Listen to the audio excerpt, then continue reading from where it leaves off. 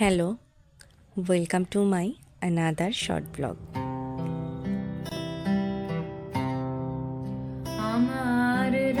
সকালে উঠে এক কাপ চা না খেলেই আমার চোখ থেকে কেন জানি ঘুমটা সরতেই চায় না। তাই আগে চাটা বসিয়েই বাকি সব কাজ করি।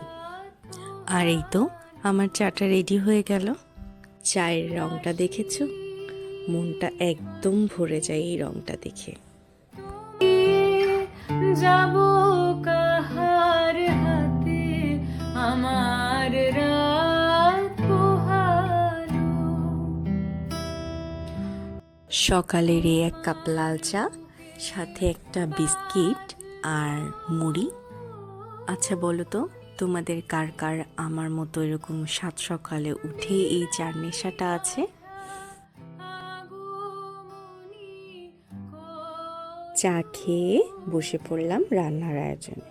কি রান্না করব দেখতেই থাকো। এই কলমি শাকগুলো দিয়ে দিয়েছিল আমার মামি শাশুড়ি। তাদের ওখানে গেলে কিছু না কিছু হাতে করে দিয়েই দেবে। যেমন ধরো, আসার সময় দিয়ে দিয়েছিল তরকারি। বেশ একদিন রান্না করা লাগেনি, কিন্তু আজকে তো রান্না না করলে আর খাওয়াটা হবে না। তাই ভাবলাম আজকে এই কলমি শাকগুলোই ভাজি করি, সাথে দিয়েছিলাম একটু আলু। আর এই দেখো, কলমি শাকগুলো কেটে আমার হাতের কি অবস্থা হয়ে গিয়েছে। ফাল্গুনে শ্রাবণে কত শাকগুলো কাটতে কাটতে আমি ভাত বসিয়ে দিয়েছিলাম।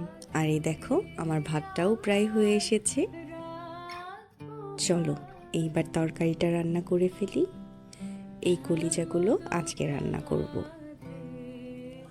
আর এটার জন্য আমি কিছুটা গরম পানি করে নিয়েছিলাম, প্রথমে হলুদ আর লবণ দিয়ে, তারপর কলিজাগুলো দিয়ে একটু সিদ্ধ করে নিয়েছিলাম। এরপর রান্না করে নিলাম। যাই হোক, অনেক রান্না বান্না হয়েছে, এবার বাবা খেয়ে নিই। তোমরাই বলো, সকালে ওই চা মুড়ি বিস্কিট দিয়ে কি সারাদিন চলে? আমার বাবা চলে না। এক কথায় আমি একজন আপাদমস্তক ভাতুরে মানুষ।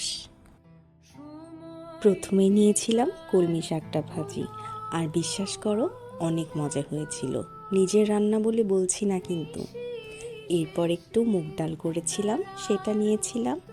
আর সব শেষে নিয়েছিলাম কলিজা ভুনাটা। তো তোমাদের সবার কেমন লাগলো অবশ্যই কমেন্ট করে জানাবে কিন্তু। আর হ্যাঁ, সাবস্ক্রাইবটা করে ফেলো কিন্তু।